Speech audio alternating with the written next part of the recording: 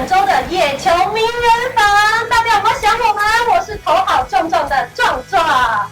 这是呢，在我们疫情过后的首录第1集，大家掌声鼓励一下！我们开录了！好，今天一样非常的热闹。那当然呢，在这一次节目当中，跟我一起主持的，欢迎我们的东哥。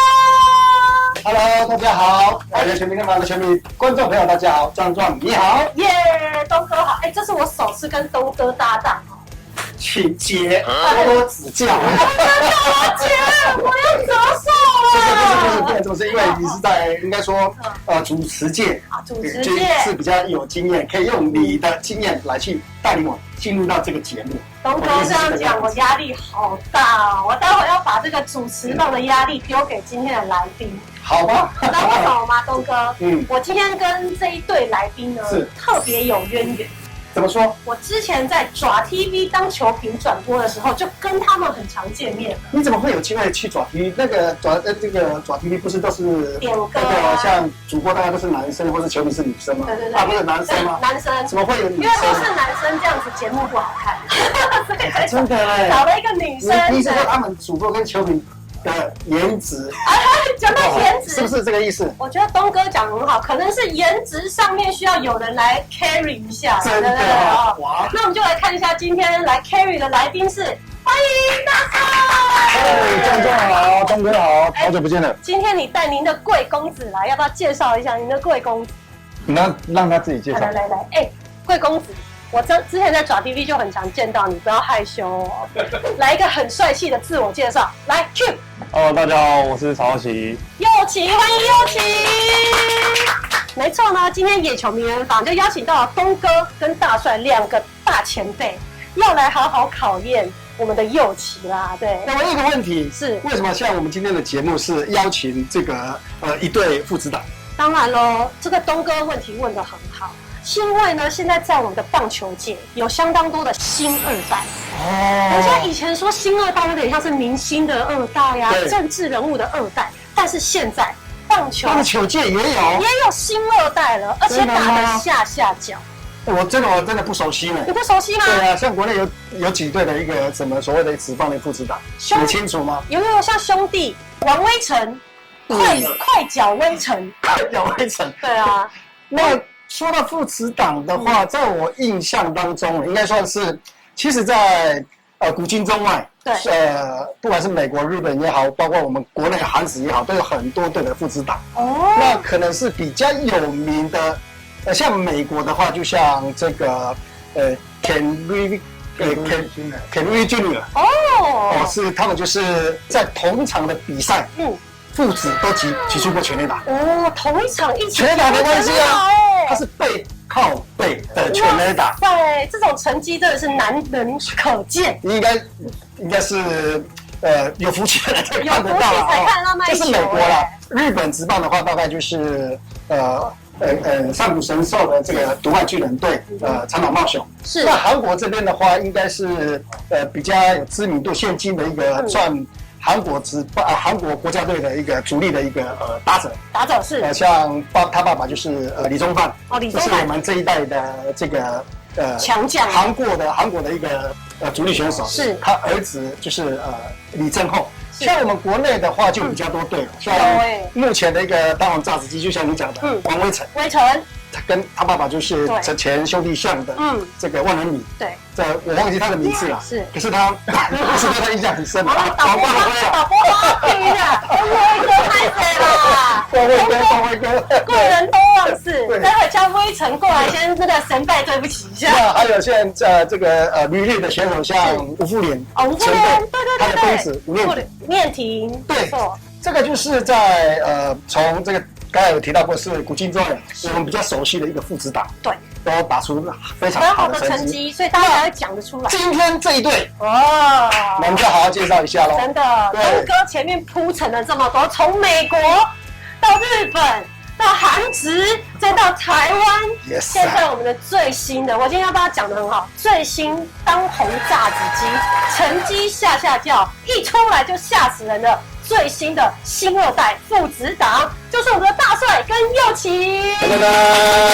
那也非常呢，在这边先恭喜，在我们的野球名人坊，恭喜我们的佑琪到我们的魏全龙了，对不对？对，恭喜！谢谢工作。那我们之前在那个谢谢姐姐，谢谢姐姐，对，我们的东哥非常有伦理道德哦，姐姐叫姐姐，我真的是他的姐姐啦。之前还当初在爪 TV 在转播的时候，佑琪还会在外面这样挥棒练习，来探班，哎，真的是现在确定是挥棒吗？挥棒，还是看到你坐在那边，然后他就紧张说不晓得要怎么办，然后只能用其他的一个动作，我也不知道来去掩饰自己的一个兴奋，更兴奋。这要问一下大帅，现在佑琪来探班不是来看我，是要来看你哦。难怪看到姐姐的感觉怎么样？不用我讲，我一定要讲公认的好看。大帅教的好，这个公关有学好，看到人都说好话。你在的时候说要去看你啦，别人在的时候去看他。你怎么这样？我都不晓得，原来你那么喜欢豆芽。好，我会帮你跟豆芽说。好了，那今天呢，野球名人坊的节目就是要来介绍我们的新二代，而且当红炸子鸡的父子档。那刚才东哥有介绍了，从古至今到现在呢，有这么多的明星棒球员，从爸爸到儿子都打的成绩非常好。那我们也要介绍一下大帅，成绩也是下叫。现在呢，儿子也进入到台湾职棒圈了。你有什么样的建议跟这样子的一个想法？其实从他有想要进入职棒的开始，我就一直建议他未来你要怎么样进到职棒以后会是稳定的。那未来稳定以后你要怎么样成长？其实很多方面，包括生活方面啊、球技方面啊、训练方面，我都不断的告诉他。那当然，这个是以我过来人的想法去来告诉他。那当然，我们那个年代跟现在可能又不太一样。我有一个问题，就是这个请教大帅，就是说，佑琪从他娘胎出来之后，你是打定主意就是要去培养他成为这个，还是只是运动选手吗？想要打篮球，你都不准打篮球。是在我们有小孩子前，我还是当学生。说我们不是我们的就是我还自己在当球员的时候，我们是没有想过说我自己的小孩子以后要让他走运动这一条路，运动。那因为所谓的运动没有说一定要什么样的运动。那我知道我们自己，我想东哥也很清楚啦，在台湾当运动员真的很辛苦。那我也不愿意再给自己的下一代再走运动这一条路。那就是你知道，我们打职棒这一段路程，其实小孩子还小的时候都会跟我们去球场，对不对？对。那去球场的时候，渐久了以后，他会对这项运动会喜欢上。那喜欢上的情况下，当然我的内心还是不喜欢他跟我们走一样的路，对，真的太辛苦了。那你还把我带去球场？那没办法，那因为说你小孩子，你就是要让他有一个玩的一个空间。本来是带去球场跟大家玩在一起，对，体力嘛。那就是因为这样，让他慢慢培养的这些兴趣。可是当他真的要走这条路的时候，我内心还是不想要了。还是很紧张。但是我们基于让小孩子要有自己有一个选择，我们不能老是大人把他设限于在怎样。我觉得我这样现在不是我的教育观念。那大帅，你有觉得说你小时候把他带去球场的时候啊，结果佑琪的梦想是想当啦啦队，也有可能啦啦队啊，整个就搞不好他的梦想是想要当那只吉祥物。对啊，补充一下，咱们那个年代没有啦啦队，人家说没有。哦，对，我们那时候有吉祥物，还好。我那时候对走歪，佑琪的梦想就变成为啦啦队。因为那时候的一个棒球比赛，尤其是职棒场上的一个比赛，大部分球迷比较关注的地方还是在球员的一个表现。球员跟那个时候顶多这种吉祥物。刚才有提到过，就是这个大帅这边在小时候在比赛的时候当选手的时候，就有带过这个佑琪去球场。棒哎！对，因为家里如果把他放在家里的话，没有人照顾他。对，被爸爸被逼的。他带来球场玩。哦。再来就是来到球场之后去消耗他的一个体能。对啊，因为小男孩嘛，回去比较好睡觉，是比较好照顾。那我觉得佑琪，你要不要分享一下，你小时候跟爸爸去球场的时候，是因为这样子你喜欢上棒球吗？就是在一个环境下长大，可能就会对你身边的，就是你周围的东西会比较有兴趣啊。然后因为爸爸从小就是看着他在打球嘛，那可能家里看的也是棒球，然后玩的也是棒球，所以渐渐兴趣就变成棒球。然后后面就是我觉得可以把兴趣跟工作结合是最好的。哦，真的。然后就因为从小兴趣就打棒球，然后就变成国小，然后就开始去打棒球。从国小学校的时候就是一直球队这样子一直打。是到6年级才再加入棒球队。可是这前面就算自己就是玩嘛，篮球什么，其实就小时候就是蛮好动，就是只要是运动都会喜欢。然后就会去玩啊，然后是真的到6年级才决定要打棒球。其实，在很多的球迷朋友对我们大帅这边都很熟悉，尤其他们这个夫妻档。那他们2个夫妻档大概都是在国内非常杰出的运动员。那就是他大帅是棒球这个明星嘛，对，他老婆也是一个篮球明星，是的。然后运动界都是。刚才这个佑琪有提到过，他就是说他的一个目标，就是往这个棒球之路去发展。对，请确定这个问题，我有点怀疑哦，因为那时候妈妈没有很希望说你走入到篮球界吗？其实小时候的梦想是打 NBA。哦，对，你看看是不是？对，因为确定不是大帅带歪你。你确定家里的电视就1台吗？或者说这个去看 NBA， 然后去看这个是看棒球？在我有印就是对爸爸逼说一定要看棒球。在有印象之前，几乎都是看棒球。哦，看棒球。就是可能他还在当选手的时候。是吗？是棒球。那到后期可能自己国小开始看的反而是变篮球比较多。哦。然后因为自己以前也是先打篮球。你觉得这棒球耽误啊？篮球选手啊。我们现在可以多元发展。啊，2期吗？对，2期啊。有可能哦。啦啦队都有可能2期了。搞不好棒球选手也可以2期。有机会吗？那桃园领航员这边，我待会问一下。马上去讨论。对，聪明耶。那我接下来这个问题，我先问一下佑琪好了。佑琪回答完之后，再请大帅跟东哥来回答一下。你看他这样从小慢慢的培养，对不对？这样从兴趣到正式进入了球队，但是又看到，爸爸在职业生涯当中的成绩这么的好，小朋友会不会有压力？我不要去想就好，其实是压力是看自己给自己的，因为你其实旁人在讲什么，就是他们讲的，如果你真的自己去就是把那些往心里面塞，不好的其实越想，只是给自己压力越大。那其实就是过滤掉之后，其实那些讲你的不要去听就好，那就是把自己做好，因为其实他的成绩是他做出来的，对，我要去超越他，那是个目标吧。但不会因为说他多厉害，我就会有多么大的压力。不会让他变成障碍。对，因为我觉得呢，这是新2代的好处跟坏处。当他一踏入职场的时候，他首先一定会比一般球员来受的注目度够高，但是呢，同样的压力也是因为爸爸的成绩。就在荣耀就挂在那边，像我们这个衣柜一样，对，挂在那边。所以有时候呢，可能不管是自己的压力，或是球迷朋友的舆论压力，好像就会觉得说，爸爸的成绩这样，那我是不是要超越他？还是会变成心理的一个障碍？你想问一下大帅，有没有在这方面有给佑琪一些心理建设啊，或辅导之类的？压力，他刚刚自己有讲到，压力其实在他打球的这些年，他也不会有一些同学啦、学长之间的这些话语进来，但是有的情况下，他都自己先过滤掉了，他不会再把这个压力让你的父亲或者妈妈知道，所以这个其实对他来讲，他也比较懂事，很成熟，比较懂事。那心理素质对，那另外，其实，在打棒球的这一段路程来讲，其实我扮演的父亲跟所谓我们自己是教练的角色，我很难很清楚说我到底是哪个角色，所以我一直这些年来我都一直很混乱，就是因为我是他父亲的情况下，我很多事我会希望把我自己的专业带给他，可是我为了带给他太多的情况下，我又怕他会有一些压力，就像比如前一阵子他高1、高2的时候，当然身体强度不够的情况下，会常常有一些小伤，那我就会不断的去告诉他，但是我是以专业的教练的角度去告诉他要怎么样让伤恢复，然后复健等等的。可是换句话说，会让他会觉得说，哇，这个爸爸怎么那么唠叨，怎么那么的碎念？所以我很难在这父亲跟教练角色当中去找到我到底是哪一个。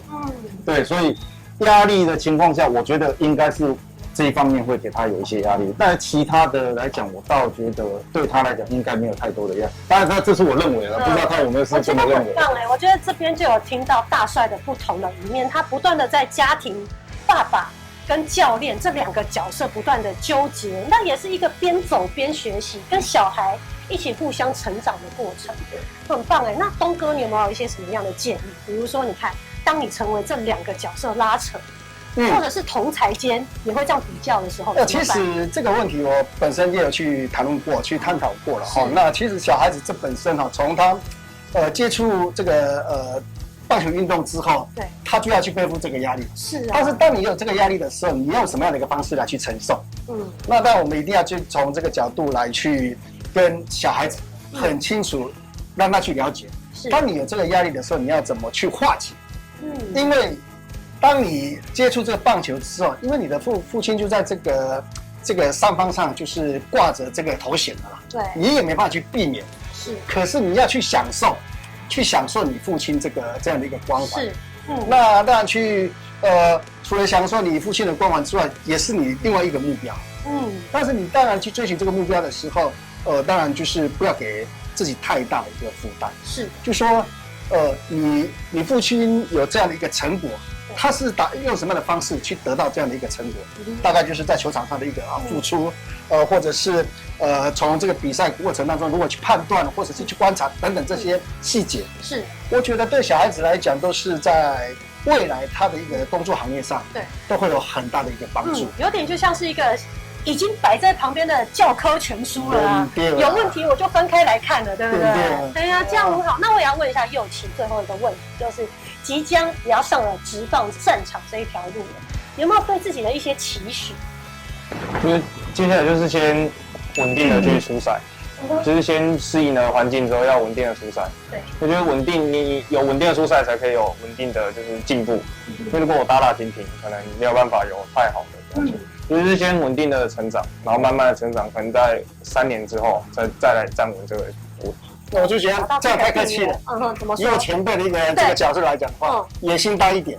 你一定就是要有目标啊。中心攻势就是我。对啊，有目标你才有动力啊。你不能就是说就说3年之后我才要去达到这样的一个这个阶段。这样太慢了。我进去就是要拼一军。一定是要这样子的。你这样在这个每一天的一个生活当中，就会每天去督促自己，我要进步，我要去达到这个目标。是，所以说做人，尤其年轻人，他是最有本钱的，就是野心大一点。大概是我用这个前辈的一个这样的一个角色，我觉得很棒哎，因为我觉得可能年轻人有点就像是初步职场的那种感觉，懵懵懂懂。你看东哥给的建议就很犀利，就是懵懂吗？很懵懂的过程当中，我们目标。他戴眼镜定量，我很慈祥，我也只敢点。我眼睛这个比较对犀利一点，变得比较小一点而已啊。就是目标明确，是给新进职场的选手一个很大的一个启发。当你没有目标的时候，你那种动力就会比较安逸，我觉得啦。对，每天操课，日子一天过一天。今天就是碰到这样的一个挫折之后，你就讲说我还有2年啊，我还有1年啊，会有这样的一个问题在。反而是目标明确，我们1年每个阶段的进步在哪里？当你没有这个达到这样的一个成果之后，成绩之后，你才会讲说你需要怎么样去改变如果是真的到你这个球员生涯。到一个某个阶段的时候，还是没有达到这个成果，你才认为说我已经尽力了，我真的没办法去达成，我就觉得说我已经心服口服了。对，我是觉得要有这样的一个目标了。了解。